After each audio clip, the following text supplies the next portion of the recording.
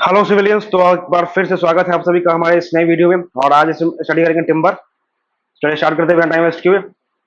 पहला section, introduction. तो wood is a hard और fibrous substances which forms a major part of the trunk and branches of tree. तो wood क्या है? एक हार्ड और फाइबरस सब्सटेंस होता है which forms a major part of the trunk, जो कि ट्रंक, जो वुड का ट्रंक होता है उसका एक हिस्सा है। और ट्रंक और ब्रांचेस से मिलकर बना है would. It can also be defined as a natural polymeric material which practically does not age. ठीक है। It can also be defined as a natural polymeric material के रूप में हम उसको डिफाइन कर सकते हैं। Natural polymeric material which practically does not age. जो प्रैक्टिकली क्या होता है, ये एज नहीं होता है, इसका एजिंग नहीं होता है प्रैक्टिकली। तो क्या है? नेचुरल पॉलीमेरिक मटेरियल है। ठीक है। Would is use in buildings. कहाँ का इसका इस्तेमाल होता है? तो बिल्डिंग्स में, कारपेंट्रीज में and for various engineering purposes में। The use of wood is very wide in engineering, और इंजीनियरिंग में इसका इस्तेमाल काफी वाइड है। अगर हम ट्रीज को क्लासिफाई करें तो trees is obtain from the trees which can be classified as follows. तो ट्रिम्बर कहाँ से ऑब्टेन होता है? ट्रीज से। और उसको हम क्लासिफाई कर सकते हैं on the basis of mode of growth. तो उसके ग्रोथ का मोड क्या है, इस आधार पे ट्रीज को क्लासिफाई कर सकते हैं। कैसे कर सकते हैं? तो एक्सोजेनस, इंडोजेनस, फिर एक्सोजेनस के फर्दर हमने क्लासिफाई किया कॉनिफर्स एंड डिसीडियस। तो क्या होता है exogenous trees? These are the type of trees which grows in bulk in an outward direction। अगर आउटवर्ड डायरेक्शन में ग्रोथ कर रहा है ट्री का तो उसको बोलेंगे exogenous trees. And distinct consecutive rings are formed across their and distinct consecutive rings are formed across their horizontal section termed as annual rings. ठीक है। एक तो आउटवर्ड डायरेक्शन में बल्क में ग्रो करेगा, और अक्रॉस देयर हॉरिजॉन्टल सेक्शन क्या होगा? एक कंसेक्यूटिव आपको रिंग देखने को मिलेगा, डिस्टिंक्ट कंसेक्यूटिव रिंग देखने को मिलेगा। ठीक है, उसके ट्रीज पे। और इसी को कह देंगे annual rings. As they are added up to each year, हर साल वो ऐड होगा। And are helping in predicting the age of the tree, और ये हेल्प करेगा ट्रीज के एज को प्रिडिक्ट करने में। ठीक है। Would used in engineering activities is mostly derived from these trees only. Would जो है used in engineering activities, would इस्तेमाल होगा इंजीनियरिंग एक्टिविटीज में। ठीक है, तो उसको बोलेंगे एनुअल रिंग्स। और इसे हेल्प करेगा, हेल्प होता है किससे? ट्री के एज को प्रिडिक्ट करने में ये एनुअल रिंग्स काफी हेल्प करेंगे। और जो है काफी इसका, काफी एक्टिविटीज में, इंजीनियरिंग एक्टिविटीज में काफी इसका इस्तेमाल होता है। और इसको फर्दर हम क्लासिफाई कर सकते हैं एक्सोजेनस को conifers trees and deciduous trees. तो क्या होता है कॉनिफर्स? तो these trees bear cone shaped fruits, ये कोन शेप्ड फ्रूट्स बियर करेगा, और hence termed as conifers tree. और क्या बोलेंगे? कॉनिफर्स ट्री बोलेगा। They are also termed as evergreen trees. जो कॉनिफर्स ट्री होते हैं इसको एवरग्रीन ट्रीज भी कहा जाता है। Why? Because as they never shed their leaves, क्योंकि जो अपना जो लीव्स, अपना पत्ते होते हैं जो कभी ये शेड नहीं करेंगे। और इसी कारण से कॉनिफर्स ट्रीज को एवरग्रीन ट्रीज भी कहा जाता है। ठीक। These trees possess distinct annual rings, और कॉनिफर्स ट्रीज के पास एक डिस्टिंक्ट एनुअल रिंग्स होगा एंड इनडिस्टिंक्ट मेडुलरी रेज होगा। तो डिस्टिंक्ट एनुअल रिंग्स और इनडिस्टिंक्ट मेडुलरी रेज इसके पास कॉनिफर्स ट्रीज के पास। Wood obtain from these trees is soft. Wood obtain from these trees, जो वुड ऑब्टेन करेंगे इस ट्रीज से क्या होगा? सॉफ्ट होगा, वीक, वीक होगा, लाइट इन वेट, ठीक है, light in colour and resinous, and hence have limited engineering application. क्योंकि जो कॉनिफर्स से ट्री से हमको वुड मिलेगा वो क्या होगा? सॉफ्ट होगा, वीक होगा, वेट में हल्का होगा, कलर लाइट होगा, रेजिनस होगा। तो इसका जो इंजीनियरिंग एप्लीकेशन है वो काफी कम है। और एग्जाम्पल के तौर पे कॉनिफर्स ट्रीज का चीर, देवदार, पाइन, स्प्रूस, इटिस। तो चीर, देवदार, पाइन, स्प्रूस, ये सब क्या है? कॉनिफर्स ट्रीज है। डिसीडियस ट्रीज क्या होता है? They are also known as broad leaf trees. तो डिसीडियस ट्री को क्या बोलेंगे? ब्रॉड लीफ ट्री भी बोलेंगे। They shed their leaves in autumn, ये ऑटम में अपना जो लीव्स होता है, पत्ते होते हैं, उसको शेड कर देंगे। And which again grow back in spring. तो फिर स्प्रिंग आते आते ये फिर से जो लीव्स है ये फिर से ग्रो कर जाएंगे। सो दे आर नॉट एवरग्रीन, इसलिए जो डिसीडियस ट्री होते हैं वो एवरग्रीन नहीं होते हैं। तो एवरग्रीन कौन होता है? Conifers trees. ठीक। These trees possess in distinct annual rings, और डिसीडियस ट्रीज के पास क्या होता है? इनडिस्टिंक्ट एनुअल रिंग्स होगा एंड डिस्टिंक्ट मेडुलरी रेज होगा। इनडिस्टिंक्ट एनुअल रिंग्स होगा और डिस्टिंक्ट मेडुलरी रेज होगा। Wood obtain from these trees is hard, जो वुड ऑब्टेन करेंगे इस ट्री से क्या? हार्ड होगा, hard, strong, heavy, dark in colour and non resinous, hence is suitable for engineering. Example के तौर पे babul, mahogany, oak, sal, teak. ठीक। अगर बात करें एंडोजेनस ट्रीज की, तो these are the types of trees which grow in bulk in inward direction, जो अंदर की तरफ ग्रो करेगा उसे कह देंगे एंडोजेनस ट्रीज। ठीक है। And fibrous mass can be seen across the longitudinal section, और उसकी लॉन्गिट्यूडनल सेक्शन पे हम लोग फाइब्रस मास देख सकते हैं। ठीक है, ये क्रॉस सेक्शन एरिया है, यहाँ पे देख सकते हैं। ठीक है, तो ये आपका होगा एक्सोजेनस ट्रीज जो बाहर की तरफ ग्रो करेगा, और ये आपका एंडोजेनस ट्री जो अंदर की तरफ होगा। ठीक है। What is an annual ring and what is the use of annual ring? तो क्वेश्चन है कि एनुअल रिंग क्या है होता है और इसका यूज क्या है। तो when a tree is growing in an outward direction, जब कोई ट्री ग्रो होता है आउटवर्ड डायरेक्शन में, distinct consecutive rings are formed in the horizontal section of the tree, और distinct consecutive rings are formed in the horizontal section of tree. तो tree का जो horizontal section होगा वहां पे क्या होगा, एक डिस्टिंक्ट एनुअल रिंग बनेगा। These rings are called as annual rings, को एनुअल रिंग बोलेंगे। क्यों? क्योंकि one ring is added every year, हर साल एक रिंग एंड ऐड होगा, मतलब एक साल एक रिंग किस पर रिप्रेजेंट करेगा, एक साल को। So they are called annual ring. ठीक है। The main use of these rings is to predict the age of the tree by simply counting the number of rings present at a time. इसका main use क्या है? Main use यही है rings का कि इसका एज हम determine कर सकते हैं, सिंपली उस रिंग्स को काउंट कर लेंगे तो वो आपको बता देगा कितने साल का ट्री है। ठीक है। अगर हम बात करें कलर प्रॉपर्टी है, तो सॉफ्टवुड क्या होगा, लाइट कलर का होगा, हार्डवुड डार्क कलर का होगा। ग्रोथ की बात करें तो फास्टर ग्रोथ करेगा सॉफ्टवुड में, और जो हार्डवुड होगा वो स्लोअर करेगा। वेट इसका लाइट होगा और हार्डवुड का हेवी होगा। डेंसिटी लो होगा। हाई एनुअल रिंग्स यहाँ पर डिस्टिंक्ट मिलेगा आपको, और हार्ड वुड में क्या होगा, इनडिस्टिंक्ट मिलेगा। स्ट्रेंथ की बात करें तो वीक मिलेगा, और यहाँ स्ट्रांग मिलेगा। कन्वर्जन की बात करें तो ईजी होगा और डिफिकल्ट होगा यहाँ पे। ठीक है। रेजिनस मटेरियल की बात करें तो मोर होगा, यहाँ पे लेस रेजिनस होगा। हार्ड एंड सैपवुड इसको डिस्टिंग्विश नहीं कर सकते सॉफ्टवुड में, लेकिन यहाँ पर डिस्टिंग कर सकते हैं। ठीक है। Find the correct statement from the following statements, आपको निकालना क्या है, करेक्ट स्टेटमेंट निकालना है। तो soft wood belongs to the group of evergreen trees, जो सॉफ्ट वुड है तो वो आपको बिलोंग करेगा to the group of evergreen trees. ठीक है, तो ये सही है। जो सॉफ्टवुड है वो बिलोंग करता है एवरग्रीन ट्रीज, कॉनिफरस ट्रीज, तो ये सही है। सॉफ्टवुड हैज इंडिस्टिंक्ट एनुअल रिंग, तो ये गलत हो गया। सॉफ्टवुड में क्या होगा, डिस्टिंक्ट एनुअल रिंग्स होगा। Softwood has distinct medullary race, ये गलत हो गया, ये उल्टा लिखा हुआ। ठीक है। Source of softwood is coniferous trees with needle shaped leaf. ठीक है। Coniferous trees are evergreen trees, coniferous trees क्या है, एवरग्रीन ट्रीज है। Wood obtain from these trees possess distinct annual rings. The wood obtained from these trees possess distinct annual rings and indistinct medullary rings. जो would obtain करेंगे हम किससे, soft would say, उसमें एक distinct annual ring देखने को मिलेगा, distinct medullary range मिलेगा। Wood obtain from these trees are soft weak and light in weight, जो वुड हम ऑप्टेन करेंगे ट्री से वो सॉफ्ट होगा, वीक होगा और लाइट इन वेट होगा। ठीक है। Consider the following statements and choose the correct answer. तो यहाँ पे पूछ रहा है क्या, आपको दिया हुआ स्टेटमेंट, तीन स्टेटमेंट वहां पूछ रहा, bamboo cane and palm trees are endogenous trees, ये बिल्कुल सही बात है। ये अंदर की तरफ ग्रो करेगा, बम्बू केन एंड पाम ये सब क्या है, एंडोजेनस ट्रीज है। Chir deodar pine is softwood coniferous trees है, तो ये भी सही है। Deciduous trees share their leaves once in a year mostly in springs, springs में तो वापस आता है, तो ये गलत हो गया, 1 and 2 correct. Bamboo cane and palm are trees are example of endogenous trees, ठीक है, ये सही है। Chir deodar and pine are obtained from the coniferous trees which are soft in nature, जो कि क्या होता है, सॉफ्ट नेचर का होता है।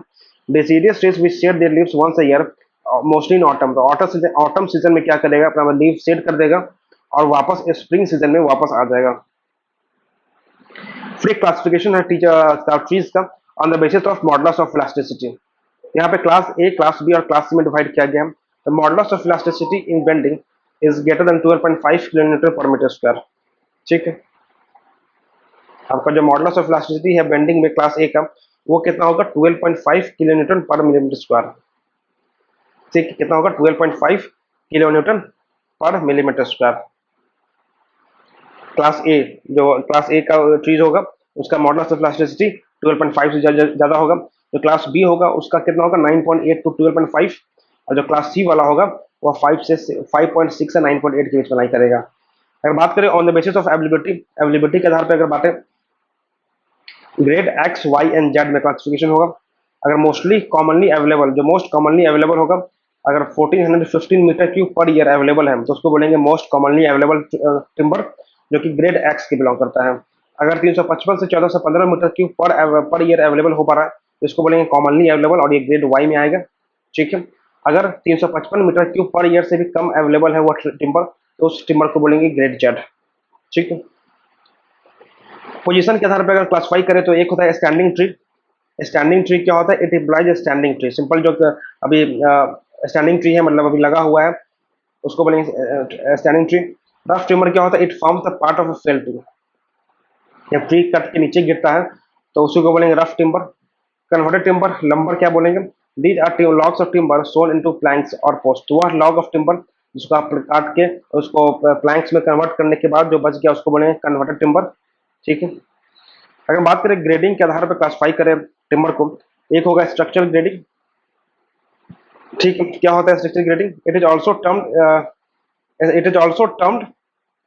Termed stress grading.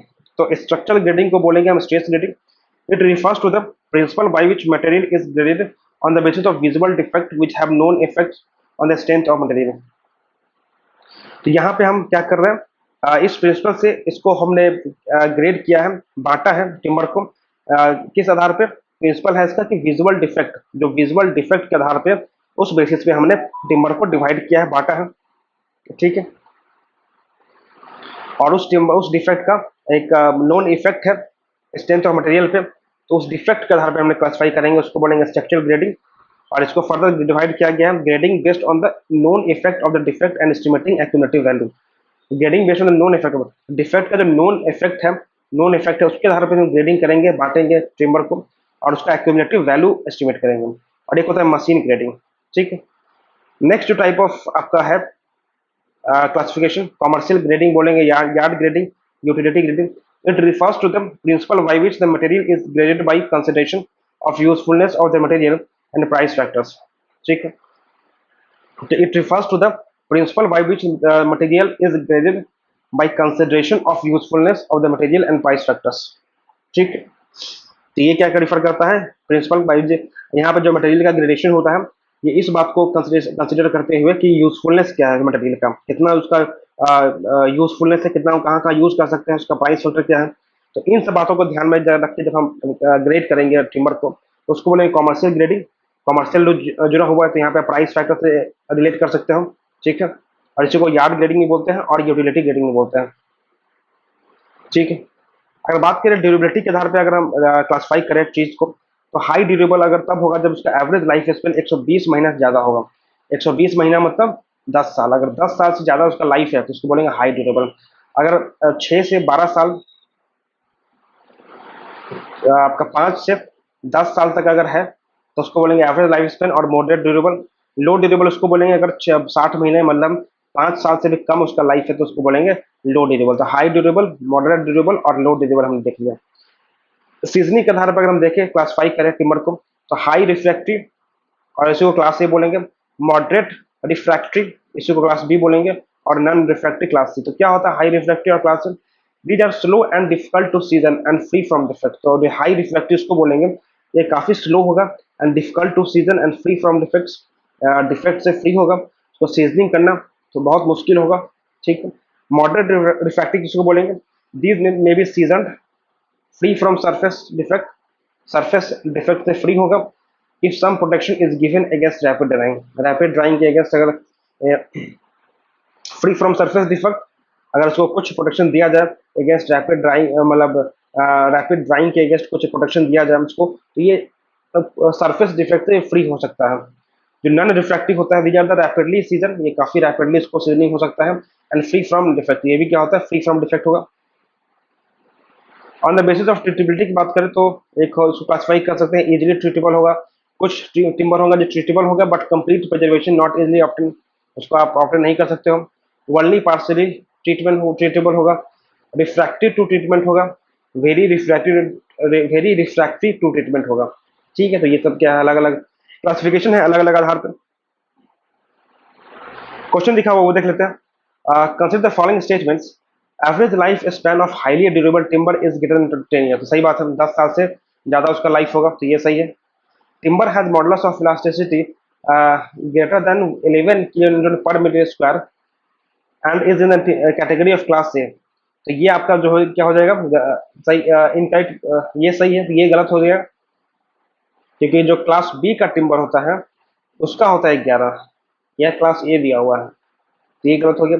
Highly refractive timber can can easily season and free from defects, जो हाईली रिफ्रैक्टिव टिम्बर होगा उसको आराम से आप सीजनिंग नहीं कर सकते, तो ये गलत हो गया।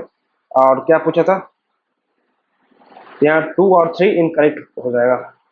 Average life span of highly durable timber is greater than 10 years, ठीक है, और 120 महीना। तो क्लास बी टिम्बर होगा उसका मॉडुलस ऑफ इलास्टिसिटी रेंज होता है 9.8 से 12.5, ठीक है। जो हाईली रिफ्रैक्टिव टिम्बर होगा वो बहुत डिफिकल्ट टू सीजन होगा। चलिए देखते हैं स्ट्रक्चर ऑफ टिम्बर, टिम्बर का स्ट्रक्चर देखेंगे। Trees broadly consist of 3 different components, अगर ब्रॉड क्लासिफिकेशन करें ट्रीज का तो 3 क्लासिफिकेशन होगा, एक होगा ट्रंक होगा, क्राउन होगा और रूट्स होगा। The purpose of the root is to implant the trees into the soil and absorb moisture and nutrients from the soil and transfer to the crown by the trunk. तो root का purpose क्या है कि वो tree को implant करे soil में, implant करे और इम्प्लांट करने के बाद क्या करे, उस सॉइल से मॉइस्चर और न्यूट्रिएंट्स को ले और ट्रांसफर करे क्राउन को बाय द ट्रंक, ट्रंक के रास्ते होते हुए क्राउन में पहुंचा दे वो ट्रंक आपको मॉइस्चर और nutrients. Crown is the portion of the tree which bears leaves and fruit, तो क्राउन क्या है, crown is the portion of tree, tree का वह पोर्शन है which bears leaves and fruits, जो फ्रूट्स और लीव्स बियर करेगा। ट्रंक इम्पार्ट्स स्ट्रेंथ, ट्रंक क्या करेगा, स्ट्रेंथ इम्पार्ट करेगा। एंड रिजिडिटी टू ट्री, तो ट्री को स्ट्रेंथ और रिजिडिटी कौन प्रोवाइड कर रहा है, ट्रंक प्रोवाइड कर रहा है। It holds the crown in the position, और पोजीशन जो टॉप उसका ट्री का टॉप पार्ट होता है जो क्राउन बोलते हैं हम, उसको पोजीशन पे होल्ड करता है। And helps transmit moisture from nutrients, moisture and nutrients from the roots to the crown, और हेल्प करेगा न्यूट्रिएंट्स और मिनरल्स को, मॉइस्चर को रूट से लेके क्राउन तक पहुंचाने में, ठीक है, और वापस क्राउन से रूट के पहुंचाने में। From a visibility point of view, structure of a tree can be divided into macro structure and micro structure. तो एक visibility point of view से हम ट्री के स्ट्रक्चर को क्लासिफाई कर सकते हैं मैक्रो स्ट्रक्चर और माइक्रो स्ट्रक्चर में। अगर हम बात करें मैक्रो स्ट्रक्चर, पिथ, पिथ क्या होता है, the inner most central portion और core of the tree is called pith. तो पिथ क्या होगा, जो आपका इनर मोस्ट सेंट्रल पोर्शन होगा या कह लीजिए ट्री का जो कोर होगा उसे कह देंगे pith. It varies in shape and size for different type of tree, तो अलग अलग ट्री के टाइप के लिए ये इसका शेप और साइज वेरी करता है। Trees in their young age grown by the transmission of the nutrients to and fro from pith region itself. Trees in their young age, जो ट्रीज अपने यंग एज में होगा, grown by the transmission of the nutrients, तो nutrients के transmission से grow करेगा to and fro from pith region itself, तो pith के रीजन से ही ग्रो करेगा। But as the trees grow old, लेकिन जैसे जैसे ट्री क्या होगा, ओल्ड हो जाएगा, पुराना होने लगेगा। दिस पोर्शन डाइड, यह जो पोर्शन है डाई कर जाएगा एंड डिकेज अब getting converted to pith in its present age. अब प्रेजेंट एज में क्या बन जाएगा, पिथ बन जाएगा। Pith is also called the medulla, pith को और क्या बोलेंगे, मेडुला ही बोला जाता है, ठीक है।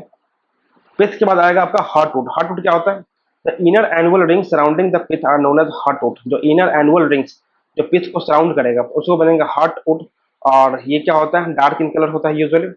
It indicates the dead portion of the trees, ये क्या करेगा, डेड ट्रीज के डेड पोर्शन को इंडिकेट करेगा।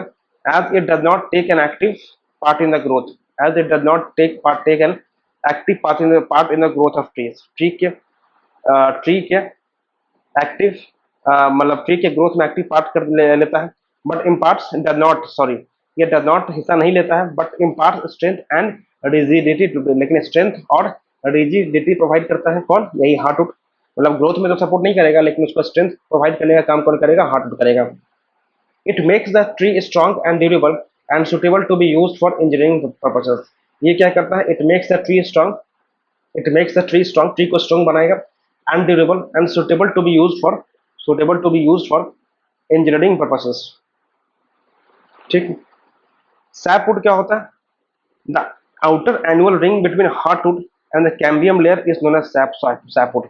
जो आउटर एनुअल रिंग होता है बिटवीन हार्टवुड और कैम्बियम के बीच में, the outer annual ring between heartwood and cambium layer, उसको बोलेंगे हम सैपवुड, ठीक है। This is usually light in colour, जो सैपवुड होगा क्या होगा, लाइट होगा कलर उसका। और wet which indicates recent growth and containing sap, एक रिसेंट ग्रोथ को इंडिकेट करेगा, ठीक है। The annual rings of sapwood are less sharply defined than those of heartwood, जो एनुअल रिंग है वो क्या होता है, annual rings of sapwood are less sharply defined, जो एनुअल रिंग्स का कम शार्पली डिफाइन होता है than those of heartwood. It takes an active part in the growth of the tree, और ये एक्टिव पार्ट लेता है, एक्टिव पार्ट हिस्सेदारी लेता है तो ट्री को ग्रोथ करने में।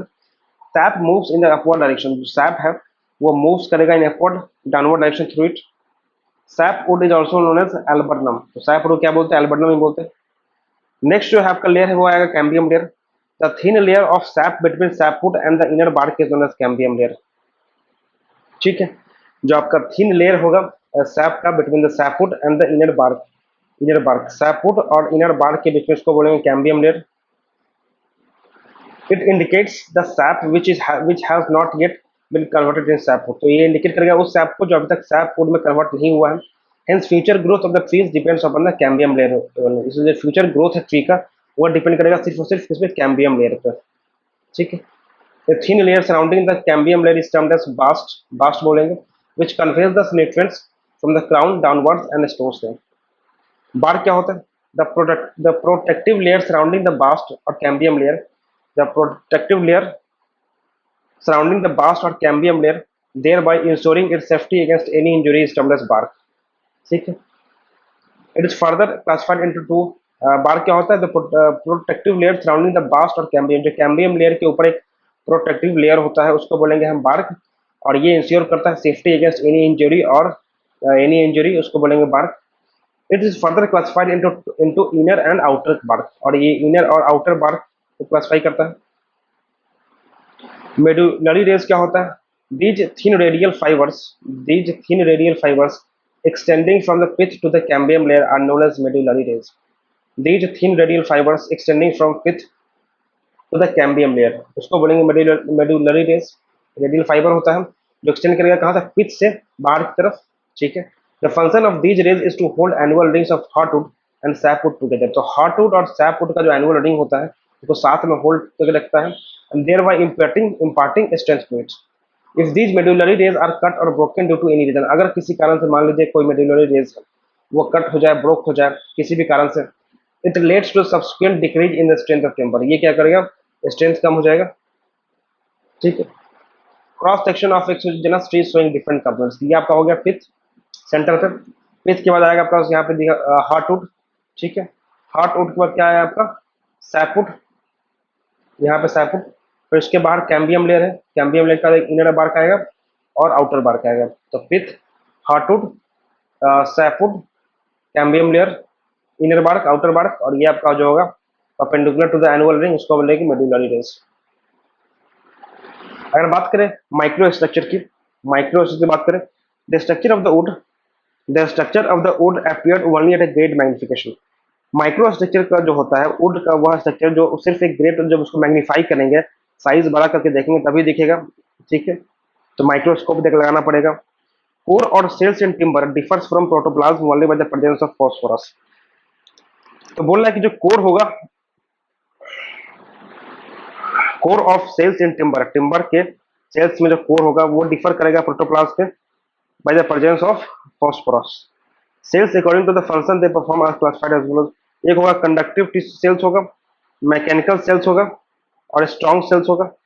ठीक है, कंडक्टिंग सेल क्या करेगा, they serve mainly to transmit the nutrients from the roots to the branches of the leaves, they serve mainly to transmit the nutrients, they serve mainly to the transmit the nutrients from the roots to the branches of trees, they serve mainly to the transmit the nutrients from the roots to the branches and leaves। ठीक है, ये क्या करेगा, सर्व mainly transmit करेगा किसको, nutrients को, root से लेकर उसके ब्रांचेज और लीव्स तक। अगर बात करें मैकेनिकल सेल्स की, तो these cells are elongated thick walled, या जो सेल होता है क्या होता है, इलोंगेटेड थिक वॉल्ड होगा, and have interconnected narrow interior cavities, interconnected narrow interior cavities which impart strength to the wood, जो क्या इम्पार्ट करेगा, वुड को स्ट्रेंथ इम्पार्ट करेगा। स्ट्रॉन्ग सेल क्या होता है, these cells serve to store and transmit nutrients to the living, so the living cell को जो न्यूट्रिएंट्स ट्रांसमिट करना होता है या स्टोर करना होता है, ठीक है, न्यूट्रिएंट्स को, उसको बोलेंगे strong cell in the horizontal direction and are located in medullary rays, तो यहाँ कहाँ पे लोकेट होगा, स्ट्रॉन्ग सेल ये मेडुलरी रेज पे लोकेट होगा। ठीक है, कुछ एक्स्ट्रा पॉइंट देख सकते हैं, specific gravity of timber is 1.54 for all type of trees, but their mass specific gravity varies from trees to tree. जो इसका स्पेसिफिक ग्रेविटी होता है ट्री का, वो आपका होगा क्या 1.54 for all type of trees, सभी ट्रीज के लिए। But their mass specific gravity, लेकिन उसका जो मास स्पेसिफिक ग्रेविटी होगा वो वेरी करेगा tree to tree. The weight of the tree is noted, the moisture content of 12%। जो वेट होगा ट्री का, the weight of the tree is noted at the moisture content of 12%। 12% का जो moisture content होगा उस moisture content को हम note करेंगे इसका ट्री का weight. Timber is non homogenous and isotropic material. Timber क्या होगा? Non homogenous and isotropic material होगा। That is its properties are different in different directions at different points। इसका मतलब नॉन होमोजेनस एंड आइसोट्रोपिक का मतलब क्या हुआ? जो उसका प्रॉपर्टीज है अलग अलग जगहों पे अलग अलग डायरेक्शन में डिफरेंट होगा। Shrinkage in the longitudinal direction is observe to be minimum. जो लॉन्गिट्यूडनल डायरेक्शन में श्रिंकेज होगा वह सबसे कम होगा, उसके बाद रेडियल डायरेक्शन में श्रिंकेज होगा, और उसके बाद सर्कमफ्रेंशियल और टेंजेंशियल डायरेक्शन में। ठीक है। Compressive strength of timber is found to be maximum parallel to the grains. Grains के पैरेलली सबसे ज्यादा आपको कंप्रेसिव स्ट्रेंथ देखने को मिलेगा, that is in longitudinal direction. ठीक है। Tensile strength of the timber is 2 to 4 times greater than the compressive. जो टिम्बर का आपका टेंसाइल स्ट्रेंथ होगा वो 2 to 4 times greater than its compressive strength. तो कंप्रेसिव स्ट्रेंथ के कंपेरिजन में 2 से 4 गुना ज्यादा होता है tensile strength. Velocity of sound through the timber is 2 to 7 times greater than in the air। Velocity of sound through the timber is 2 to 17 times greater than in the air। ठीक है। Question है कुछ, why does timber float in water although the specific gravity of timber is more than water। अब question पूछ रहा है कि जो स्पेसिफिक ग्रेविटी होता है टिम्बर का वो ज्यादा होता है पानी से, फिर भी टिम्बर फ्लोट करने लगेगा, ऐसा क्यों? A timber section made up of solids of timber and voids. जो टिम्बर सेक्शन होता है मेड अप ऑफ सॉलिड्स, ठीक है, ऑफ टिम्बर एंड वाइट। उसमें टिम्बर भी होगा और वाइट भी होगा। When we take timber as a whole section, जब टिम्बर को एज अ होल सेक्शन लेते हैं, its specific gravity become less to the water by which timber can float on water. उसका एज अ होल लेंगे जो उसका जो specific gravity है वो पानी से कम हो जाएगा, by which timber can float on water, जिससे क्या होगा टिम्बर पानी में फ्लोट करने लगेगा। And if we take only solids timber, अगर टिम्बर का सिर्फ हम सॉलिड्स लेंगे then this solid sink in water, तब ये जो सॉलिड होगा वो क्या होगा? सिंक हो जाएगा, डूब जाएगा। ठीक है। Timber is strong in tension but not use as a tension member. Why? Timber जो है टेंशन में तो स्ट्रॉन्ग होता है बट फिर भी हम यूज नहीं करते हैं टेंशन मेंबर की तरफ। Why? Timber is not use as a tension member because joints in timber fails prior to the failure of member section. Timber जो है is not use as a tension member because joints in member, member में जो joint होगा ना fail कर जाएगा member के fail होने से पहले ही। Making bond in timber is, मतलब टिम्बर में जो बॉन्ड बनाना होता है वो काफी डिफिकल्ट हो जाता है। The core of the cell of the timber has the presence of phosphorus. ठीक है। In the core of the cell in timber phosphorus is present, so the cat B. ठीक है। The main function of the storage cell, storage cell का main function क्या है? To transmit nutrients from the of the to the living cell. तो mechanical cell क्या impart करेगा? ये करेगा इंपार्ट स्ट्रेंथ टिम्बर। कंडक्टिव सेल क्या करेगा? ये करेगा transmit nutrients from root to branches and leaves. तो रूट से ब्रांचेस और लीव्स को न्यूट्रिएंट पहुंचाने का काम कंडक्टिव सेल करेगा। स्टोरेज सेल क्या करेगा? Transmits nutrient the living cell. Living cell को न्यूट्रिएंट पहुंचाने का काम ये किसका है? ये है आपको स्टोरेज सेल का काम। Consider the following statements and choose the correct statement पूछा। तो medulla is the inner most central portion of pith. Medulla क्या है? Is the inner most central portion. सही बात है, हमने पढ़ा था कि पिथ को ही मेडुला बोलते हैं, ये सही है। Sapwood is found between the pith and its dark and around the pith and its dark in colour, तो ये गलत हो गया। सैपुड तो लास्ट में आता है ना, पिथ के बाद आएगा हार्टवुड, हार्ट, ठीक है, ये गलत हो गया। Medullary rays are perpendicular to the annual rings, ये सही है। And the main function is to hold the annual rings, ये सही है। Future growth of the trees depend on the cambium layer, ये भी सही है। तो 1, 3 एंड 4 हो जाएगा। ठीक है। पिथ और medulla is the inner most central portion of the tree, सही है। Heartwood is the present around the pith and is usually dark in color. Medullary rays are radial fibers perpendicular to annual rings, annual rings से perpendicular होगा, and the main function is to hold annual rings, और annual rings को hold करेगा। Sap present in the cambium layer gets converted into sapwoods in future, सही है। तो आपका D answer हो गया। देखते हैं characteristic of good timber. Good timber का क्या क्या कैरेक्टरिस्टिक्स है। Narrow annual rings closer the rings, narrow annual rings closer the rings होना चाहिए। तो क्या होगा, स्ट्रेंथ ज्यादा होगा। अगर एनुअल रिंग्स नैरो है, पास पास है, तो स्ट्रेंथ ज्यादा हो जाएगा। Compact medullary rays, medullary rays भी क्या होना चाहिए, कॉम्पैक्ट होना चाहिए। कलर डार्क होना चाहिए, यूनिफॉर्म स्ट्रक्चर होना चाहिए। ठीक है। सोयल smell and shining fresh surface, surface जो होना चाहिए काफी शाइनिंग फ्रेश होना चाहिए। सोयल smell, when struck metallic sound is produced, when struck, struck का जब करेंगे तो क्या होगा, एक मेटालिक साउंड प्रोड्यूस होना चाहिए। फ्री फ्रॉम डिफेक्ट, डिफेक्ट से फ्री होना चाहिए। Heavy in weight, no woolliness at fresh cut surface. ठीक है। अब हम देखेंगे प्रोसेसिंग ऑफ टिम्बर, टिम्बर को कैसे प्रोसेस करना है।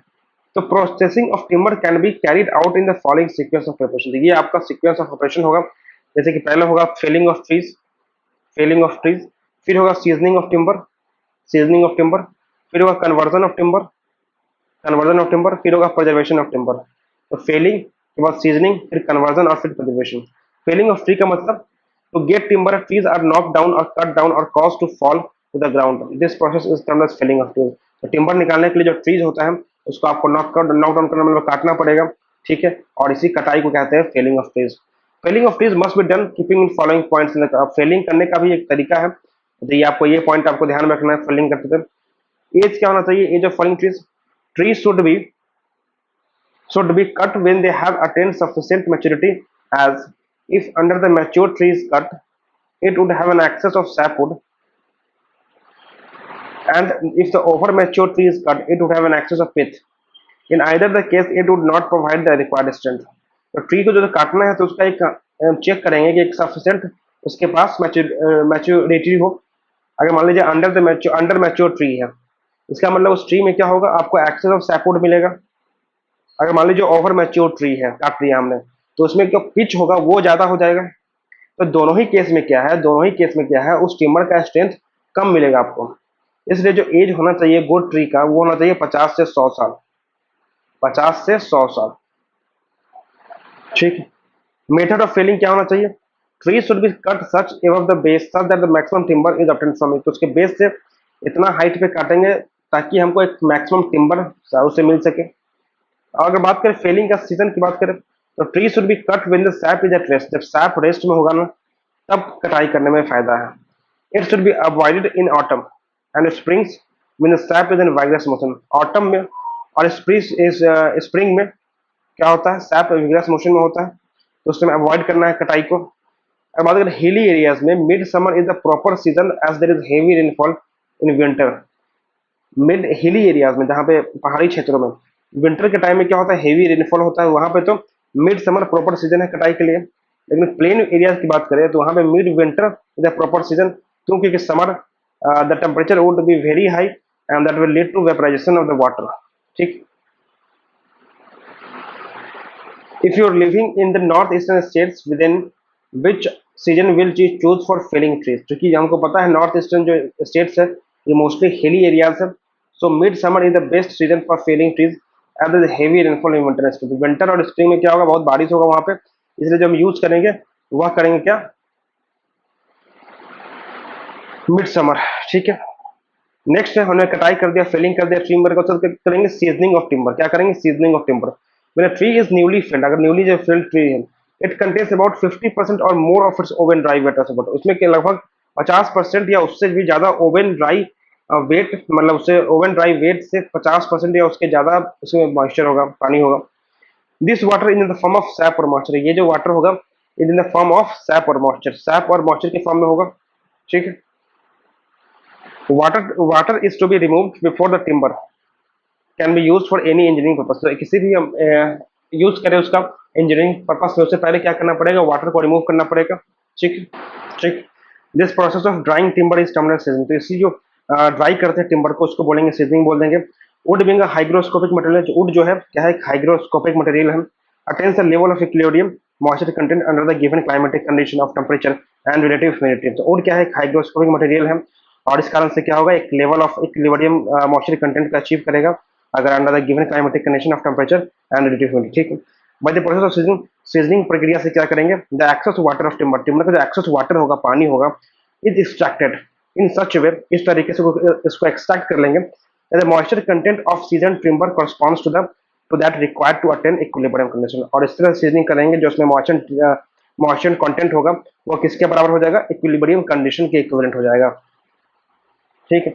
Moisture in timber can be present either in cell cavities or cell walls. तो मॉइस्चर कहाँ कहाँ हो सकता है, आपको सेल कैविटीज में हो सकता है या सेल वॉल में हो सकता है। कहाँ कहाँ हो सकता है, सेल कैविटीज में या सेल वॉल में हो सकता है। ठीक है। Water in cell cavities is termed as free water. जो सेल कैविटीज में आपको सेल कैविटीज में वाटर होता है उसको बोलेंगे फ्री वाटर या मॉइस्चर। वही जो सेल वॉल में होगा, सेल वॉल में होगा तो इसे बोलेंगे हम bound moisture or bound water. When timber is season, जब हम टिम्बर का सीजनिंग करेंगे it starts losing moisture content lose करने लगेगा। ठीक है।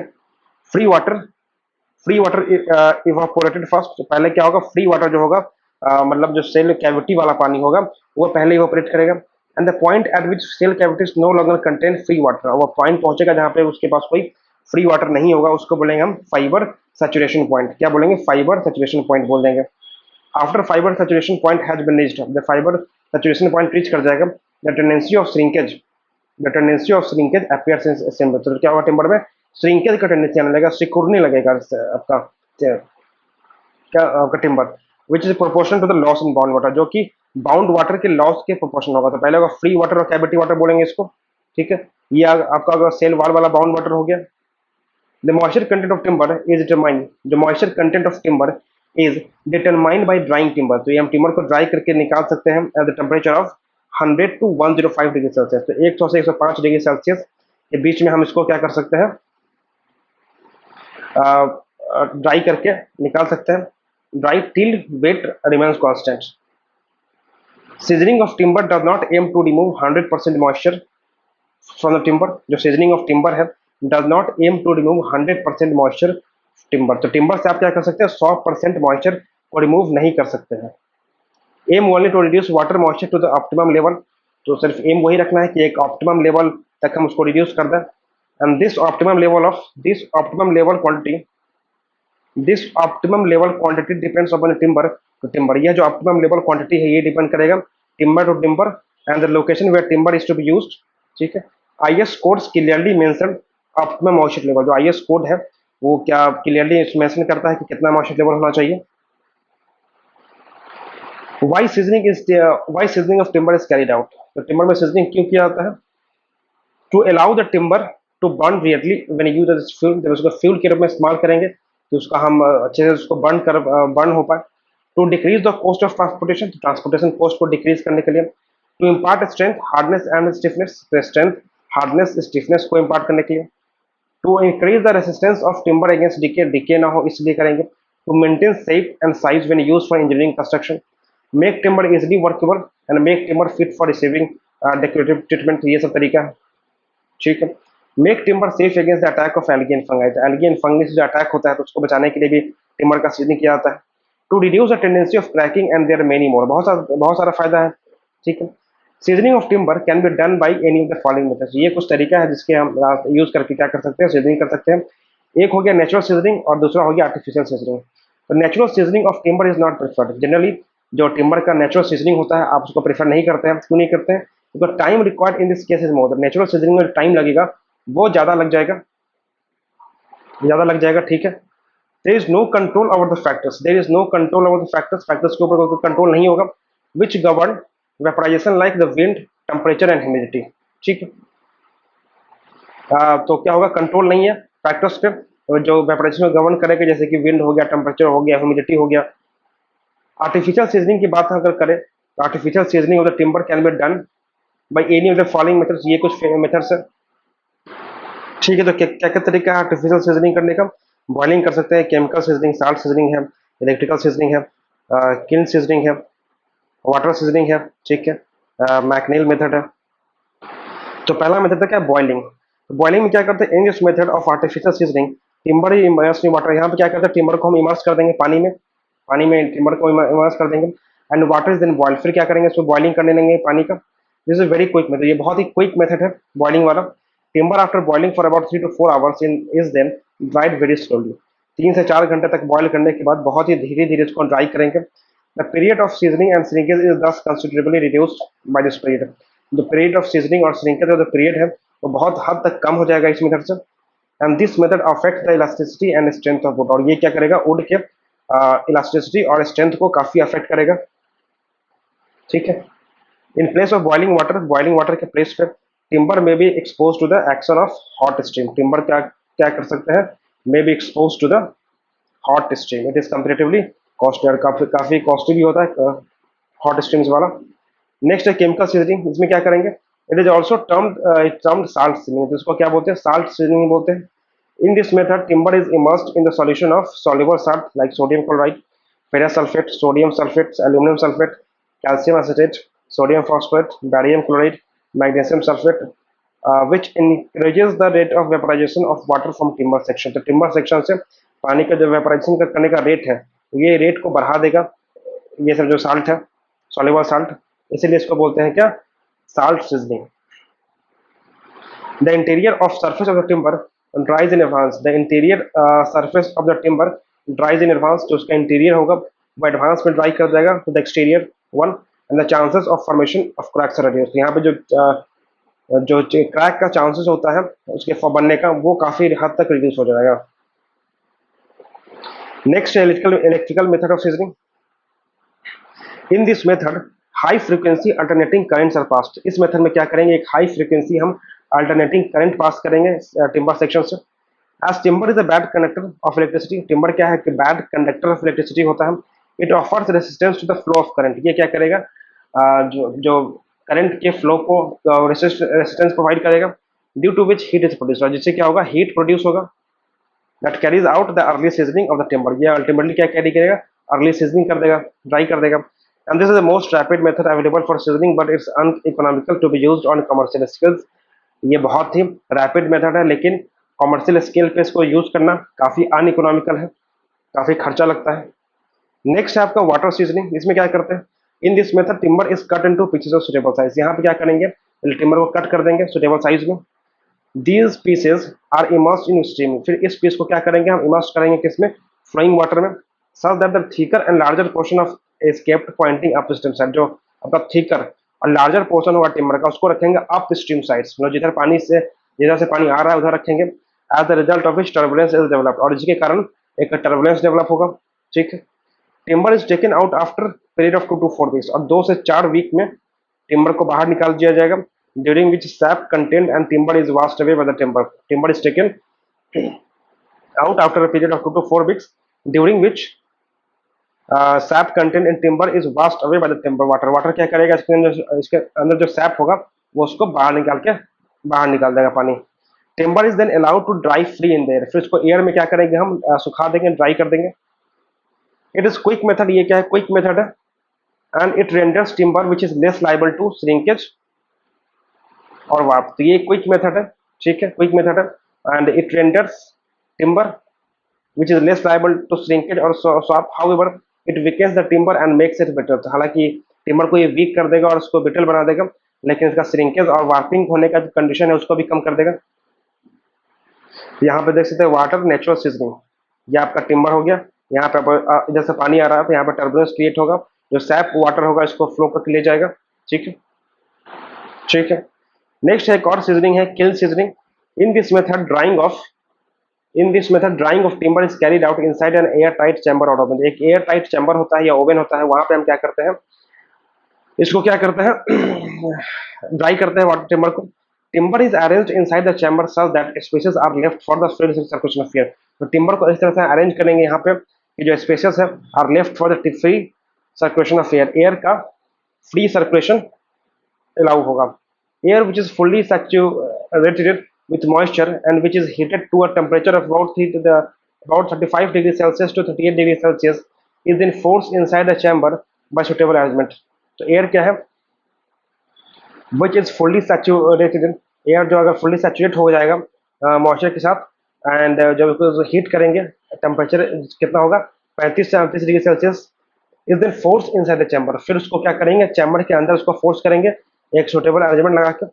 And this forced air is allowed to circulate around the timber pieces. और यही जो फोर्स्ड एयर है हम उसको अलाउ करेंगे कि टिम्बर पीसेस के अराउंड में सर्कुलेट करें। As air is fully saturated with moisture, evaporation from the surface of timber pieces is prevented but carry out uniform heating of the timber section. अब चूंकि एयर क्या है, fully saturate है, तो जो मॉइस्चर, जो इवेपोरेशन होगा टिम्बर के सरफेस से, वो तो प्रिवेंट हो जाएगा क्योंकि ये एयर ऑलरेडी मॉइस्चर है, सैचुरेट हो चुका है। But carry out uniform heating of the timber section, लेकिन टिम्बर सेक्शन का एक यूनिफॉर्म हीटिंग जरूर कर देगा।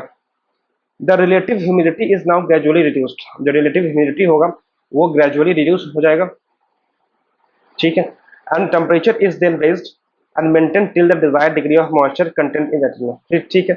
और धीरे धीरे क्या होगा, जो रिलेटिव ह्यूमिडिटी होगा वो धीरे धीरे कमने लगेगा। And temperature is then raised, temperature बढ़ा के क्या कर सकते हैं हम, जो desired degree of moisture content को अटेन कर सकते हैं।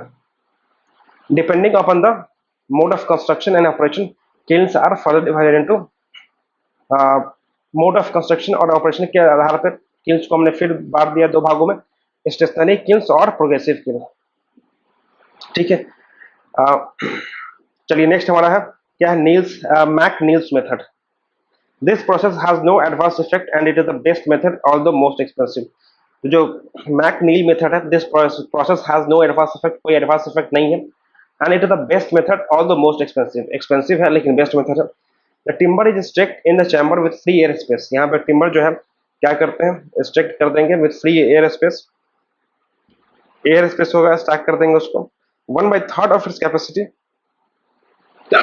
ठीक है। And containing products of combustion of fuels in the fire place, वहां पे क्या है कि फायर लगा देंगे, मतलब हीट करने के लिए इसको एक जो फ्यूल्स रख देंगे फायर प्लेस पे। The time required for complete seasoning in this case is 15 to 16 days, और इस केस में जो कंप्लीट चाहिए आपको सीजनिंग के लिए वो चाहिए 15 से 60 दिन, ठीक। Which is the following seasoning method mostly use for commercial purpose, तो कमर्शियल पर्पस के लिए कौन सा यूज करते हैं, तो ये यूज करते हैं किल मेथड।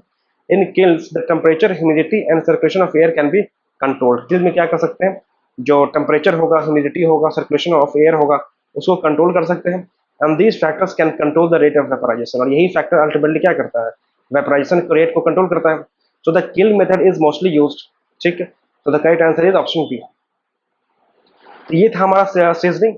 तो इस लेक्चर में इतना ही रखते हैं, फिर नेक्स्ट वीडियो में हम देखेंगे आगे कंजर्वेशन ऑफ टिम्बर, फिर उसका आगे खत्म करेंगे, ठीक है। तो आई होप की वीडियो अच्छा लगा होगा, और लगा है तो वीडियो को लाइक करें, चैनल को सब्सक्राइब करें। मिलते हैं नेक्स्ट वीडियो में। Thank you, thanks for watching, thank you very much.